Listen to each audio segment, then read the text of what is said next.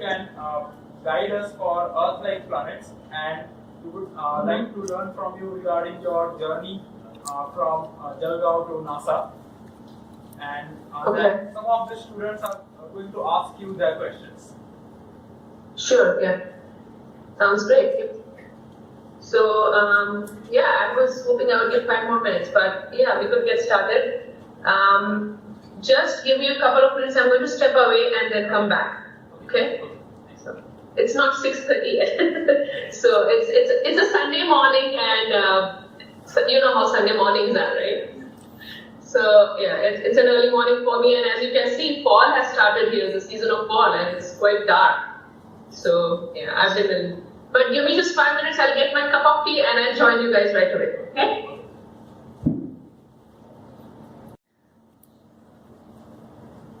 How's your Sunday evening coming along? All right. Okay, so what I'm going to do is I'm going to share the PowerPoint that I've created. So let me share my screen. Can you give me access to be able to share my screen? Oh, I can. Okay, all right. And I have a sequence. So I know I worked on the Kepler mission, and you all want to hear about my thoughts on Earth-like planets and what all we've found so far. So I'll talk about that as well. But what I'm going to do is I'm going to start with the slides that I have about my journey, and then I'll dive into it, because I think you all should know about me first, right? Before the work that I have done, before I talk to you about the work that I've done. So let me start with that. Screen and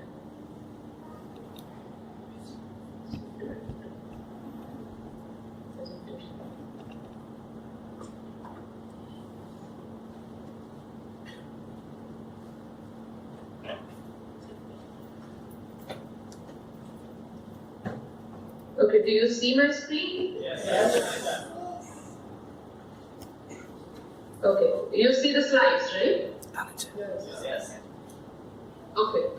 So, yeah, this is about my journey so far towards my childhood dream, which started like when I was 7 years old, and we had a book fair at our school. St. Joseph's Convent School is where I studied in jalgaon. I'm sure you all have heard about jalgaon. So that's where it all started. In that book fair, I got to take a look at a few books about the US space shuttles, US space program, the Russian space program. At that time, it was at the peak. The space shuttles were flying quite often to put the International Space Station together. And looking at the pictures in that book, the thought that came to me was, if I want to become anything in my life, it is this. I want to become an astronaut. Now, I had this dream, but I did not know how to go along, trying to work towards it. So I started off when growing up thinking about I will become a fighter pilot, like our only role model in India, an astronaut, Mr. Rakesh Sharma. But the thing was, Indian Air Force wasn't accepting women as fighter pilots yet, and so I still decided I'm going to pursue it. I'm going to apply, even if they reject my application, or maybe things will change by that time. That's what my thinking was. So I kept working towards it, but I couldn't apply to the program. I got the application after I finished my bachelor's, and it turned out they needed a perfect 20/20 vision. And I did not have that kind of a vision at that time. I had a slight myopia.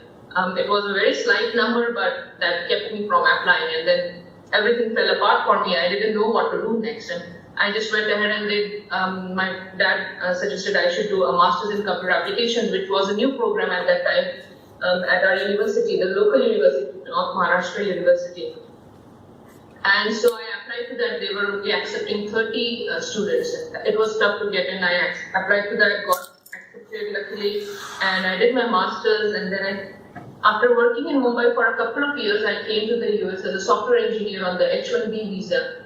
And after having worked in the US for about 3 to 5 years, I found out there's a NASA Ames Center here, NASA Center. I was watching the space shuttles launch frequently, and again my dream that had become kind of dormant, it started threatening me. And I thought I should do something about it. Even though it was kind of late, I had a 3-year-old, I had a full-time job, but I still decided to do something about it. And so I applied for a second master's, which was in aerospace engineering, because my thinking was, if I want to do something in space, even if not just be an astronaut, even if I want to do some research for NASA, I do need to get a degree in aerospace engineering. And so I started working on that. And after that, I wasn't a US citizen yet. Even after I finished my master's, I still did not get accepted for any position at NASA. I wouldn't even get a single call actually.